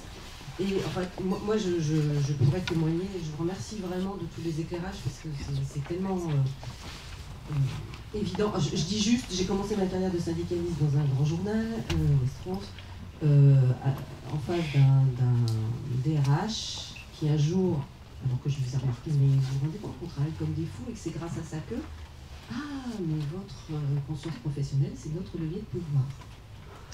Donc j'étais avertie, ça ne m'a pas empêché de me vautrer. Et je fais partie juste, à titre d'exemple, des gens qui ont tellement eu peur du burn-out qu'elles ont fini par aller dehors. C'est-à-dire je me suis installée à la pige l'année dernière à 56 ans. Bref, on s'en fiche. Ce que je veux dire, c'est ce dont on manque dans les entreprises, c'est de collectifs de travail. Or, ces collectifs de travail, ils existent. Il y a des syndicats dans la plupart des entreprises. C'est pas parce que les syndicats, je suis désolée, ça fait 15 ans que je respecte ça, c'est pas parce que les syndicats ont pas forcément tout bien fait et que c'est pas un truc de vieux, les syndicats. Les syndicats, c'est la seule organisation possible en entreprise pour créer un rapport de force, pour créer une solidarité, pour créer un soutien. Nous aussi, une partie de mes embêtements sont venus du fait qu'on a essayé de rétablir une certaine justice de fonctionnement pour que les mutations et les embauches ne se fassent pas seulement dans le bureau du rédacteur en chef adjoint en charge des carrières. Parce que ça se fait comme ça. Ce qui s'est passé, c'est quoi? C'est que du coup, ça a été une début de guerre, enfin, c'est une chose. On a demandé ça en NAO, et là, la direction de mon journal, immédiatement, en négociation annuelle obligatoire, immédiatement, ils accèdent à la demande de, alors en l'occurrence mon syndicat, c'est la CFDT. C'est quand même très très rare. Parce qu'ils en crevaient dans leur fonctionnement. Parce que, et ça fait quand même 5 ans que Ouest France, non pas zut, est en train d'essayer de rétablir ça, mais ça a coûté. Alors, je vais passer sur tous les cas individuels pour lesquels moi j'ai dû aider les collègues en tant que représentante, mais on en est au 4e, peut-être, j'y suis plus, mais à la DRH. C'est-à-dire que moi j'ai une représentante DRH qui m'est tombée dans les bras en pleurant, parce que j'avais cité le fameux rédacteur en chef en disant, encore une fois ils sont 14, donc cherchez pas à mettre des noms dessus, c'est pas le propos, mais c'est juste le fonctionnement. Parce qu'on l'empêchait de faire son boulot de RH. Parce qu'on voulait garder le précaré de la rédaction en chef sûr. Et il y a plein de collègues en fait dans d'autres journaux qui ont ce problème-là parce que la DRH ne peut pas faire son boulot. Donc on a épuisé une DRH spécialisée de la rédaction. Notre DRH qui était vachement bien parce que lui il avait pris ça au sérieux, il a fini par faire quoi? Burn-out. Et figurez-vous que le médecin du travail de ce grand journal, qui par ailleurs est un super journal avec un super personnel, et y compris plein de gens dans la hiérarchie qui sont bien, hein, c'est pas la question, je suis pas en train de faire de... Bref. Le même médecin du travail qui écoutait tous ces gens-là, il parlait de cette personne qui était en charge des carrières, journaliste et pas RH, comme d'un cow-boy. Mais ce médecin du travail, vous savez quoi? Eh bien, il a fait un burn-out aussi. Il a démissionné. Voilà. Et donc ça, c'est la réalité. Et pourquoi? Parce qu'on n'a pas eu assez de soutien. Moi, il y a plein de... Les 3/4 des collègues, ils bossaient 10 heures par jour. Et au moment des réunions annuelles, ils mouftaient pas parce qu'en fait, pourquoi? Ils avaient envie de faire leur boulot. C'est une façon aussi de se protéger, de ne pas se rebeller, on ne s'expose pas effectivement, chose que j'ai appris très tardivement, mais voilà, il faut absolument recréer des collectifs très forts, parce qu'il y a besoin de ça, et parce qu'en plus humainement, on a besoin de se retrouver, de pouvoir parler du boulot. Voilà. Merci, je crois qu'il y avait une réaction d'Yves Kossowski sur ce sujet. Prenez plutôt sur ça.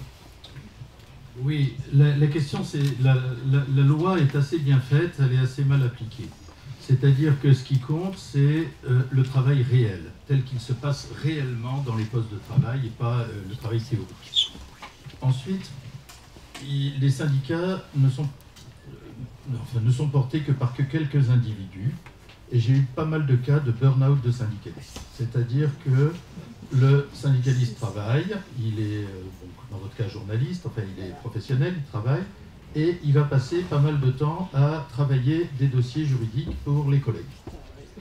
Son temps de délégation ne suffit pas, donc il va passer ses soirées, ses week-ends, la nuit, à se former en droit du travail, à suivre des procédures, à donner des conseils à des avocats qui ne sont pas toujours très scrupuleux dans le travail qu'ils font, et il se met en burn-out également.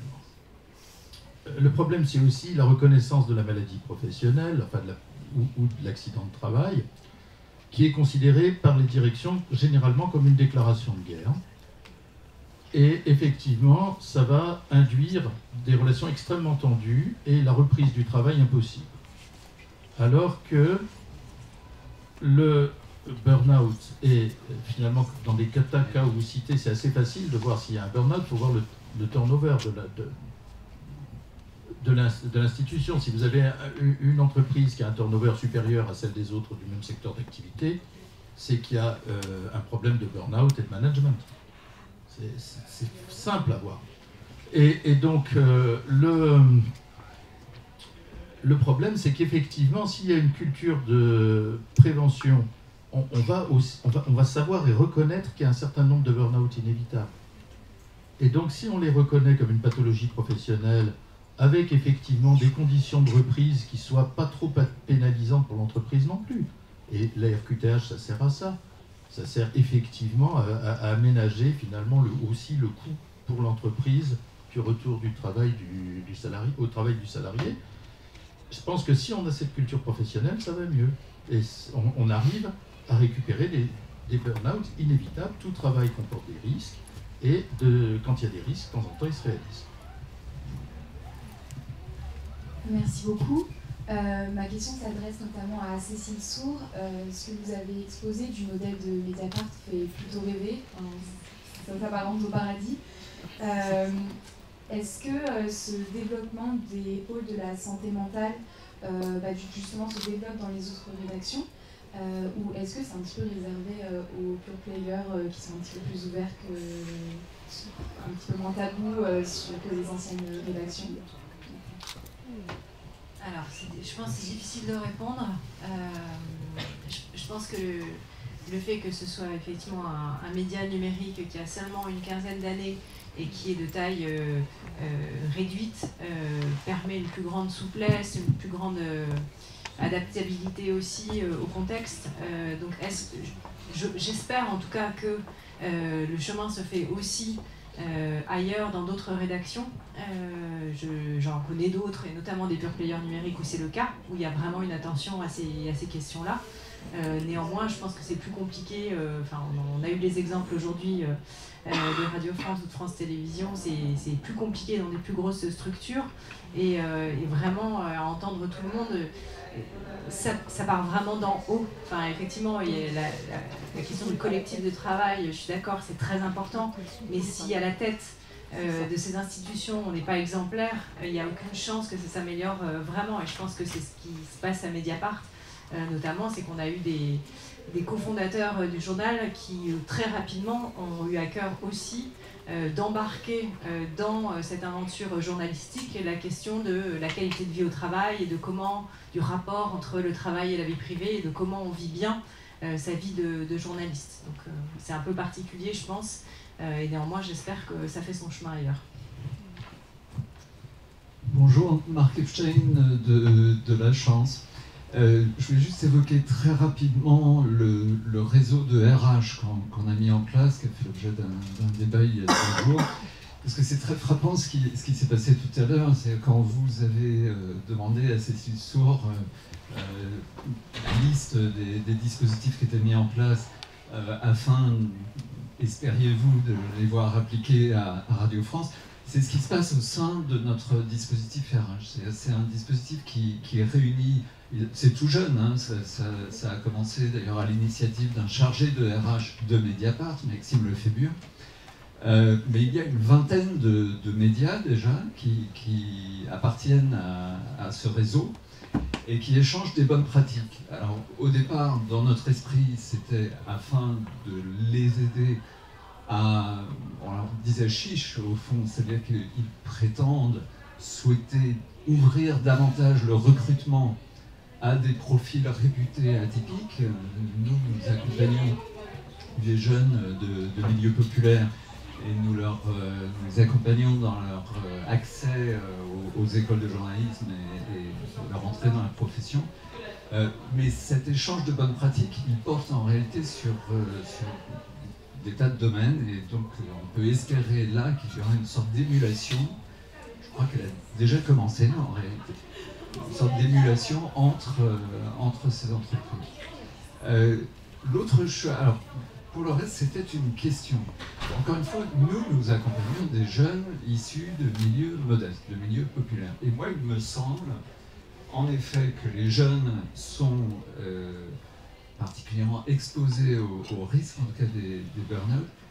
Et a-t-on une visibilité, sait-on à quel point les jeunes issus de milieux modestes, qui n'ont pas des parents, par exemple, qui peuvent les aider à payer le loyer, qui sont dans des situations souvent très compliquées en début de carrière, qui sont dans la précarité, pour dire les choses, ne sont-ils pas plus exposés au risque du burn-out encore que les autres?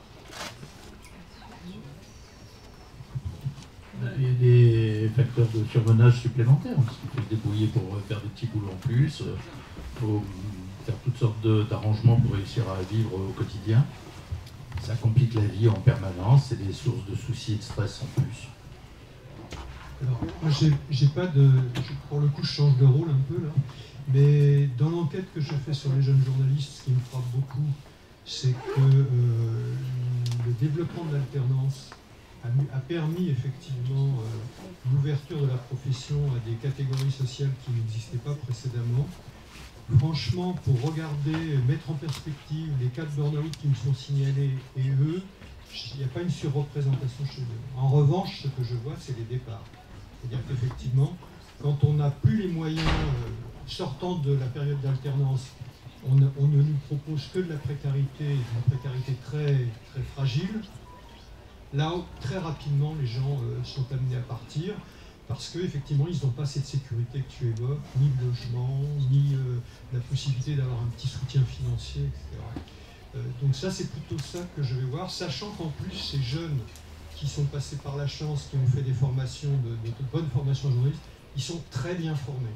Et du coup, ils mettent très vite en perspective ma formation, mes compétences, et si cette profession ne peut rien nous apporter, je vais voir ailleurs.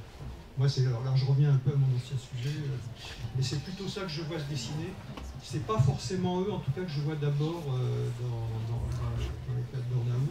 En revanche, ce que je vois beaucoup, et qu'on n'a peut-être pas osé complètement aborder là, parce que c'est vraiment, parfois c'est très délicat, mais c'est effectivement ce que j'évoquais tout à l'heure sous le terme de violence verbale, de comportement notamment. On dit c'est vrai qu'il y a un problème de hiérarchie au top, mais je pense que d'abord le problème de la hiérarchie au top, c'est de faire former son encadrement intermédiaire.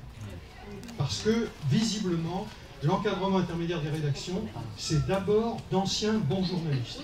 C'est-à-dire, ils ont été bons journalistes sur le terrain, donc ils seront bons cadres. Et pas la peine de perdre du temps à les former. C'est ça. C'est une progression de carrière. On est bon journaliste, on devient cadre, mais on n'est pas forcément fait pour être. Et ils ont l'avantage d'anciens combattants, c'est normal, mon petit gars, t'es d'abord. Voilà. Peut-être une question qui va vous paraître technique, mais il me semble, dans une interview qu'on avait fait ensemble, Yves, il me semble que vous m'aviez dit que vous...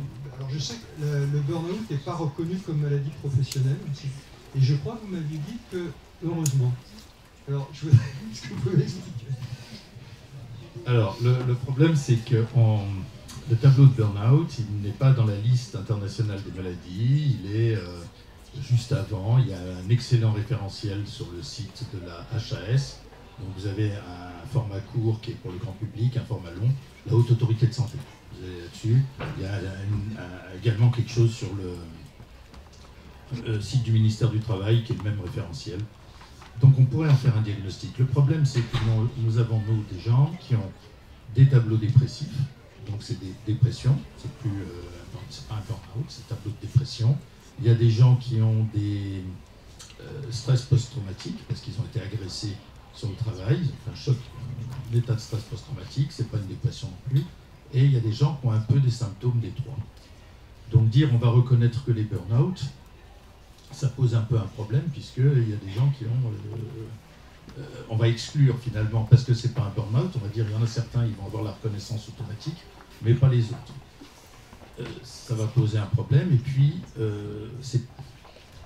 en fait, quand on a parlé de burn-out aujourd'hui, on a parlé de burn-out, de stress post-traumatique, et on a parlé également de dépression, on a parlé de tableaux divers. C'est une pathologie réactionnelle, c'est-à-dire que c'est réactionnel à des conditions de travail. C'est compliqué de...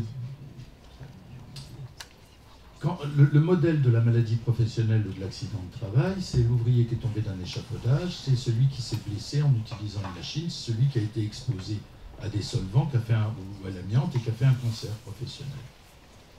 Pour les stress psychosociaux, ce même modèle transposé à l'exposition aux stress psychosociaux n'est pas complètement pertinent parce qu'il y a une très grande variabilité de la sensibilité aux stress psychosociaux. Il y a l'interaction avec la vie personnelle et il va y avoir effectivement des gens qui se surexposent. Et alors, l'employeur a le devoir de mettre des limites à ceux qui se surexposent. Mais on n'est pas tout à fait dans le même cas. Donc, c'est pour ça que je dis que c'est compliqué qu'il y ait une reconnaissance automatique. C'est un peu provocateur de dire tant mieux, mais parce que ça va laisser de côté, on va reconnaître certains cas et on va en laisser de côté beaucoup d'autres d'une manière qui ne sera pas équitable.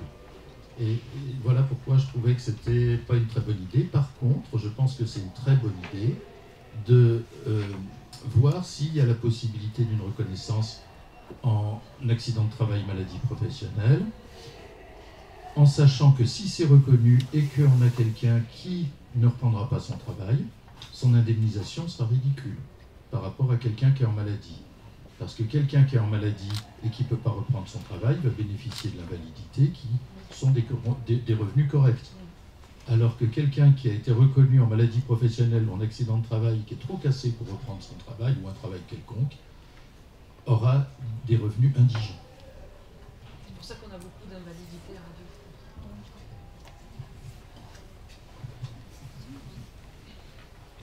On est à peu près au terme en termes d'heures, mais on peut gruger. Donc, si vous avez envie qu'on relance... Oui. J'ai vu une main, il y en a une bouche. Pardon.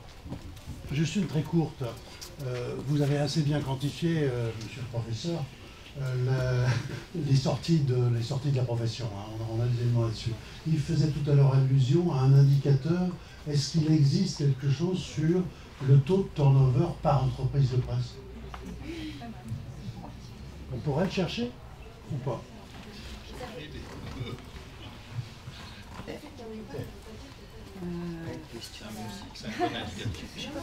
Je ne suis pas persuadée que les entreprises, ça soit... Chez nous, par exemple, ça dépend. Il y a un silence, je crois, là. À Radio France. J'avais une question par rapport à la personne d'audience concernant les pigistes et l'aide ces problématiques psychiques et de burn-out. Qu'est-ce que vous proposez véritablement? Et j'ai cru comprendre aussi qu'il y avait des tickets spécifiques pour les pigistes qui sont en situation de stress psychologique. Alors, qu'est-ce que vous proposez en tous les cas, concrètement, pour les aider, pour les accompagner, à quelles conditions? Quand vous parlez de tickets, vous parlez de choses qui sont du droit de certaines sommes. Ah oui, d'accord, les conditions en fait. Voilà. En fait, donc là, je parlais tout à l'heure au-delà de cette aide, mais sur l'aide spécifique, hein, sur les personnes qui ont vécu des situations traumatisantes. C'est une aide de 2400 € sur 2 ans. Il n'y a pas de condition de ressources. Donc on a voulu en fait l'ouvrir à tous pour lever le frein des revenus. Donc déjà, en fait, la seule condition, c'est d'avoir déjà d'être affilié au régime des pigistes et deuxièmement d'avoir fait un reportage où soit on a subi des violences, soit on a assisté à des violences, soit voilà, ça peut être un fait de guerre, etc. C'est assez large. On est vraiment large parce qu'en fait l'idée c'est vraiment pas de limiter les personnes, c'est vraiment de leur proposer une aide.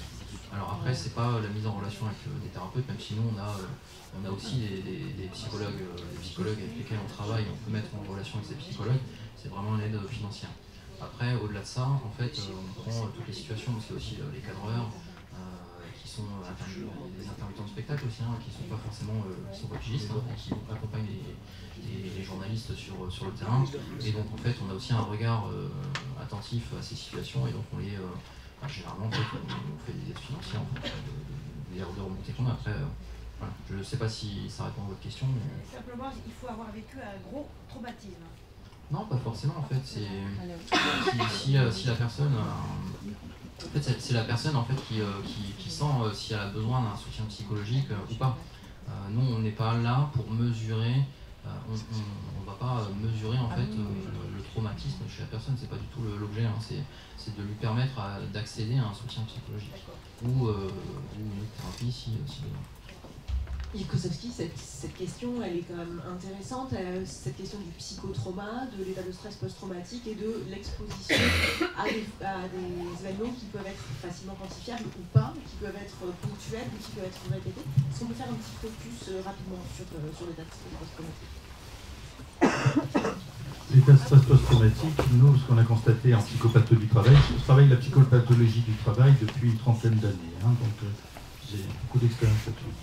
Au départ, c'était l'accident grave, c'est-à-dire l'exposition à une catastrophe, à un choc, une blessure, et dans les suites immédiates, le syndrome de répétition, c'est-à-dire les flashbacks, les cauchemars, accompagnés de réactions de sursaut, de peur, et de rumination mentale intense.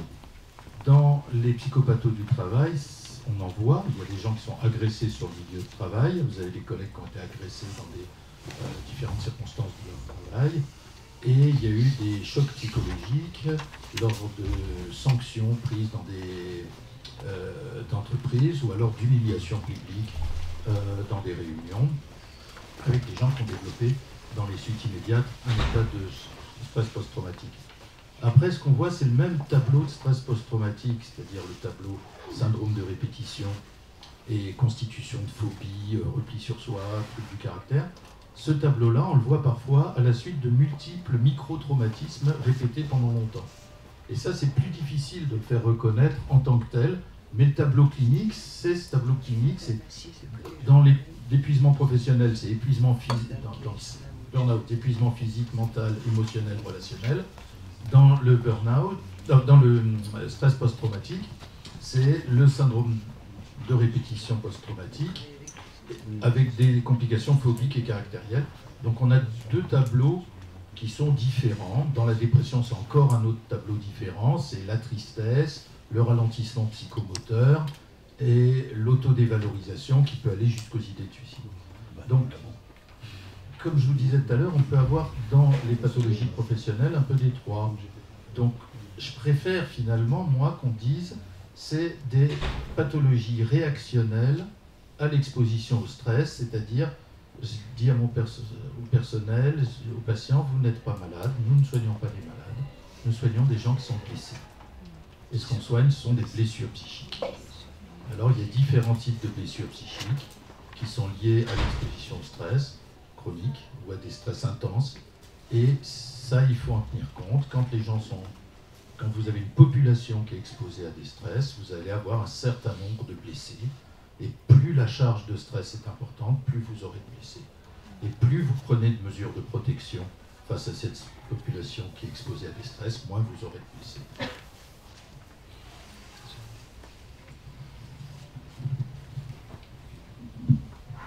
Merci. Est-ce qu'on s'arrête là? C'est assez clair? Vous avez envie de continuer en vis-à-vis? Vous voulez continuer une nouvelle question? Est-ce qu'un burn-out favorise un AVC? Ça peut favoriser toutes les pathologies. Alors, vous avez au Japon le karoshi. Karoshi, c'est la mort par excès de travail. Donc, je vous conseille de regarder sur Internet, vous trouverez karoshi, K-A-R-O-S-H-I. Donc, là-dessus, vous avez des critères très précis. Comment on peut reconnaître un karoshi? C'est la mort par excès de travail par accident vasculaire cérébral, infarctus, mort subite ou suicide. Et si les gens ont eu les conditions de travail en rapport qui sont décrites dans la définition légale du karoshi au Japon, c'est reconnu comme une pathologie professionnelle. Donc alors que le Japon est un pays où on n'a pas l'impression, nous, qu'il y a une tradition très importante de protection du salarié, en fait, ils ont identifié ça depuis déjà pas mal d'années et ils indemnisent le karoshi de manière particulière comme un accident de travail mortel. Merci à vous tous. J'aurais préféré qu'on termine sur une conclusion plus optimiste. C'est vous qui posez les questions. À bientôt. Je vous remercie.